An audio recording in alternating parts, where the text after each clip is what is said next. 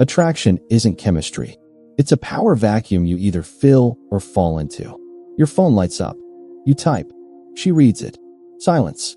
Minutes stretch. Heat climbs your chest. Pulse tightens. And the urge to explain crawls up your throat. You start bargaining with words, offering clarity, jokes, apologies, anything to regain ground. In that moment, the frame slips. Not because she's cruel, but because uncertainty hates emptiness. Most men mistake intensity for connection. They pour effort where authority is required. They chase comfort and call it sincerity, while status drains quietly from the room. Players stay still, pieces move. Here's the promise. Understand this mechanism and reactions reverse without pleading. Here's the warning. If you cling to comfort, this truth will cost you. Click away now if you need reassurance. Stay if you're ready to become calm, unreadable, and scarce. Once you see the vacuum, it fills you. What you felt in that silence wasn't rejection. It was gravity shifting. Attraction doesn't respond to what you say. It responds to the weight behind you saying it. Status is sensed before it's understood.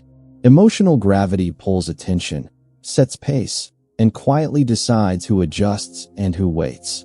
When you rush to fill space, you reveal lightness. When you hold it, the room leans toward you. Humans are mirrors tuned for certainty. Calm certainty stabilizes. Nervous certainty provokes tests. Uncertainty invites probing because it signals negotiability. This is why explanations weaken leverage. Each extra word confesses doubt. Power doesn't argue its position, it occupies it.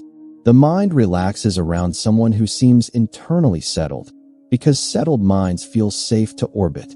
Women test not to dominate, but to locate leadership. Tests are questions without question marks. Delays, contradictions, sudden warmth followed by cold. These are instruments measuring emotional altitude. Compliance fails the test because it collapses structure. Resistance fails too, because it broadcasts fragility. What passes is composure. Responses that neither chase nor punish, but clarify boundaries through tone and timing. Machiavelli observed that authority survives on perception, not proclamation. Declare power and it evaporates. Demonstrate it silently and it multiplies. Influence works when your nervous system leads before your mouth does. Breath slow, posture open, eyes unhurried. Signals older than language broadcast rank instantly. The other person adjusts without knowing why. This is why effort backfires. Effort is loud. Gravity is quiet. One pushes, the other pulls. When you center yourself, attention follows. When you perform, attention audits you. The mental shift is simple and ruthless. Stop trying to be chosen. Become the reference point others orient around. In the next section, the laws that shape this gravity reveal themselves. Notice how the strongest presence speaks last, if at all. Silence becomes a lever when your inner state is ordered. This isn't manipulation, it's alignment. When emotions are governed, influence emerges naturally, and tests soften into cooperation. The shift happens internally first. Control your reactions, and you control the tempo. Control the tempo, and you quietly decide outcomes without negotiation. That is the mechanism most people never see, and once recognized, it cannot be unseen, because every interaction exposes who holds center and who circles. Remember this as we move forward, because the rules only work for those willing to remain composed under sustained pressure always. Law 1 is absence. Never chase. Chasing announces need, and need collapses value. When you pursue, you signal surplus time and emotional liquidity. Absence creates tension because the mind hates unfinished patterns. Silence invites projection, presence ends it. Attention given freely has no weight. Attention withheld gains gravity. This isn't withdrawal out of spite, it's discipline. You remain available, but not immediately reachable. The old self floods the channel. The sovereign self regulates access. One begs to be noticed. The other allows discovery, and discovery always feels earned. Value rises where patience replaces panic and intention replaces impulse calmly always. Law 2 is tempo. Whoever controls pace controls emotion. Fast responses spike arousal and invite tests. Slow responses lower temperature and establish command. This isn't delay as a tactic, its timing is truth. The calm man moves deliberately because he is not chased by outcomes. He sets rhythm with consistency, not urgency. Conversations stretch or compress at his choosing. The reactive man sprints to close gaps. The sovereign man lets gaps speak. Pace reveals who needs resolution more, and need always pays the price. Master tempo, and emotions follow quietly without resistance or explanation from others consistently over time daily. Law 3 is asymmetry. Be predictable in values, unpredictable in availability. Reliability in principles builds trust. Variability in access sustains desire. When values wobble, respect collapses. When availability floods, interest dulls. The mind relaxes around moral clarity, but sharpens around scarce access. Say what you stand for and live it cleanly. Then allow space to exist. The old self proves loyalty with presence. The sovereign self proves worth by living fully elsewhere, inviting curiosity without pursuit.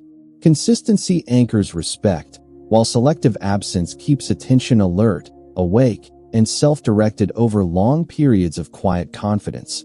Never forced, never explained, ever again. Law 4 is restraint. Emotional control signals authority faster than dominance ever could. When provoked, most reveal themselves through tone, speed, and justification. Restraint denies others that data. Calm becomes a shield and a test simultaneously. You do not suppress feeling, you govern expression. Anger leaks status. Excitement leaks need. Stillness projects capacity. The reactive man performs emotions for approval.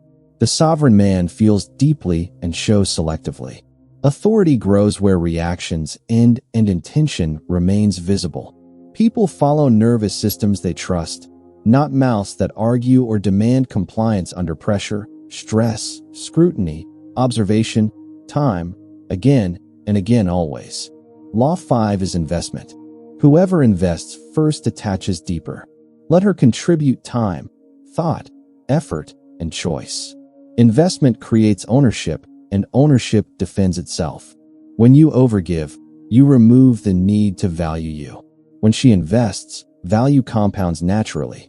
This is not manipulation, it's economics of attention. The old self overextends to secure affection. The sovereign self allows reciprocity to form. Influence stabilizes when effort is balanced, earned, and mutual, not front-loaded or desperate. Power lines emerge here. Value follows patience, boundaries, and disciplined emotional economy without apology, explanation, urgency, fear, excess, noise, drama, pressure, pursuit, compromise, hesitation, ever. Being liked is social currency. Being respected is power. Liked men are accommodated until inconvenient. Respected men are considered before decisions are made. One seeks harmony, the other sets terms. This distinction decides who is invited and who is consulted, who reacts and who waits.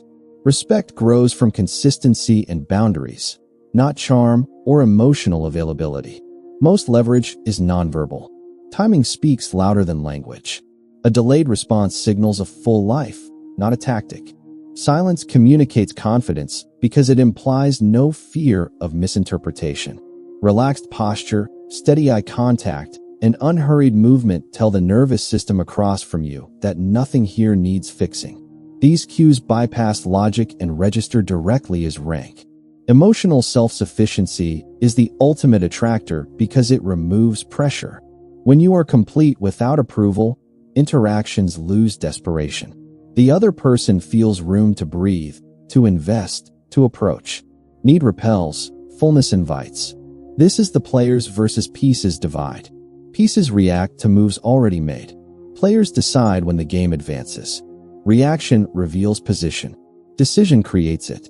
The moment you stop scrambling for responses, leverage appears quietly, and the next section shows how this plays out under real pressure. Watch the pattern when she pulls away. Messages slow, warmth cools, attention thins. The old self panics. He rereads chats, invents reasons, sends clarifications nobody asked for. His chest tightens, Urgency leaks, and the frame collapses. The high-status self pauses. He notices the gap and leaves it untouched. No punishment, no pursuit. He keeps his day intact. The pause restores balance because it shows nothing is missing. Absence does the work his words never could. Now the boundary test. She arrives late, changes plans, challenges a preference with a smile. The old self explains.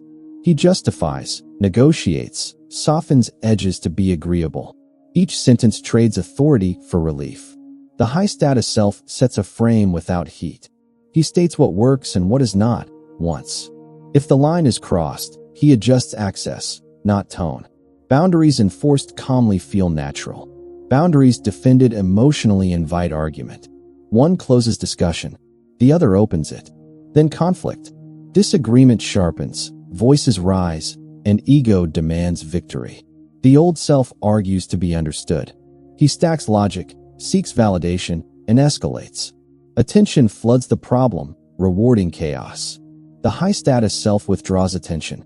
He does not disappear, he disengages. Space replaces friction. Without an audience, conflict starves. When respect returns, conversation resumes on his terms. Silence becomes corrective, not passive. Across each scene, the economy is the same. Emotion is currency. Spend it impulsively, and you inflate the market. Spend it selectively, and value concentrates. The old self pays up front and hopes for return. The sovereign self requires investment before access deepens. One chases certainty. The other creates orientation. Notice the inner shift. Panic dissolves into observation. Explanation shrinks into clarity. Reaction yields to decision. This is not cruelty. It is leadership at the nervous system level. When you stop proving worth, tests soften. When you stop feeding instability, stability forms. These responses feel unnatural at first because you are breaking a habit of overfunctioning. But repetition hardens them into identity. Under pressure, the calm man becomes predictable, and predictability at that level reads as safety. From safety, attraction rebuilds. Watch how restraint changes the dynamic. Tests lose edge. Curiosity replaces control. She leans in, not because you pushed, but because the structure feels solid. You are not winning her. You are removing noise. The old pattern chased reassurance. The new pattern trusts position. Over time, this steadiness compounds into reputation. People feel it before they name it, and they respond accordingly. This shift marks the line between influence earned and influence forced, a difference that quietly decides outcomes without argument ever. Next, you will see where this leverage works cleanly and where misuse turns power against you. This framework works best when attraction is forming and structure is unclear. Early dating rewards calm leadership because asymmetry exists and roles are still negotiated. Boundary setting responds to decisiveness.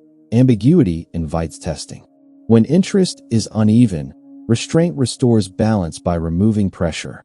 You are not forcing desire. You are removing interference. Used here, influence feels natural because it aligns with self-respect. It fails when used to manufacture dominance inside established trust. Long-term bonds require transparency, not strategic distance. If silence becomes punishment or absence becomes leverage, intimacy erodes. Manipulation poisons the ground it stands on. People sense when composure is fake and withdrawal is performative. Tests escalate, resentment grows, and power flips against you. Beware of neediness disguised as strategy. Delayed replies fueled by anxiety leak more than instant ones. Boundaries stated without backbone invite negotiation.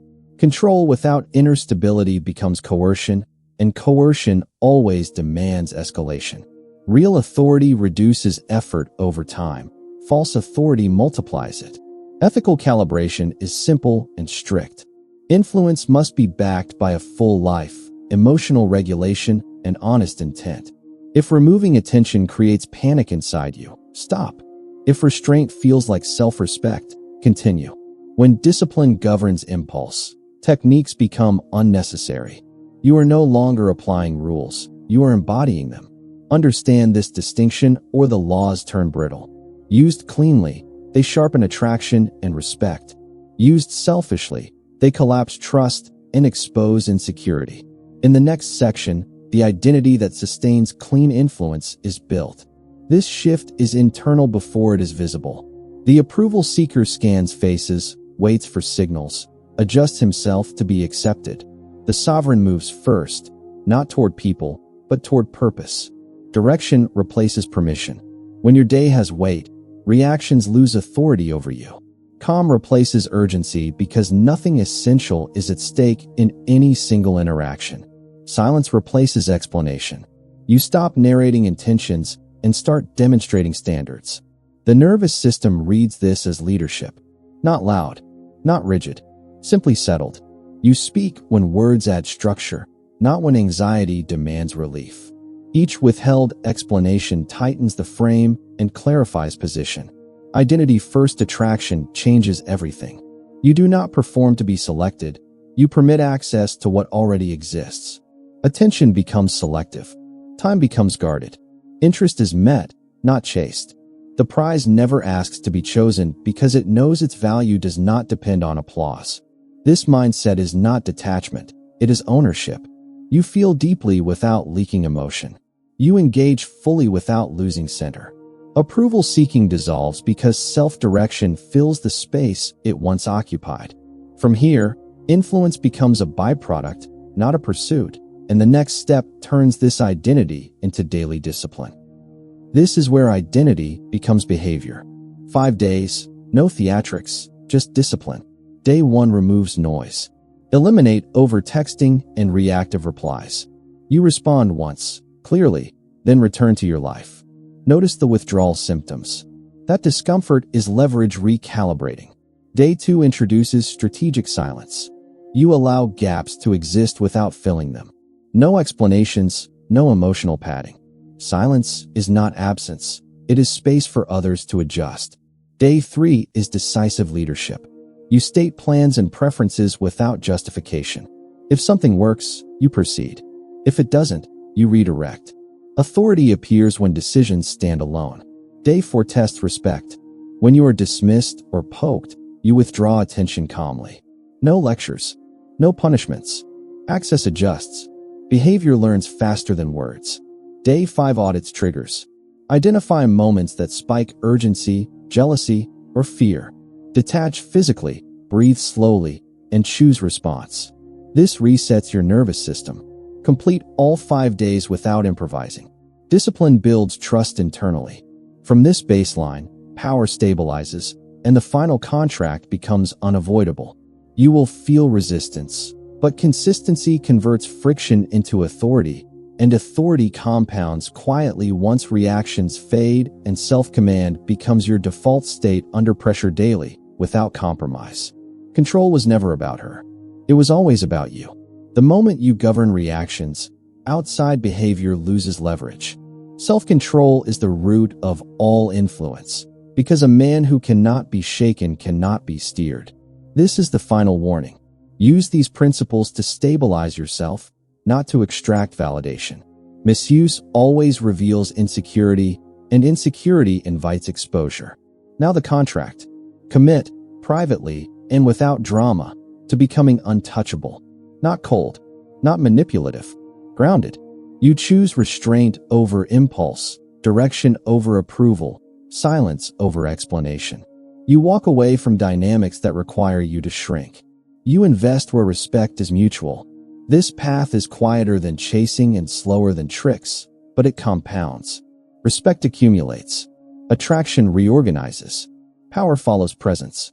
Once you see the game, you don't beg to win it. You simply stop playing the losing roles.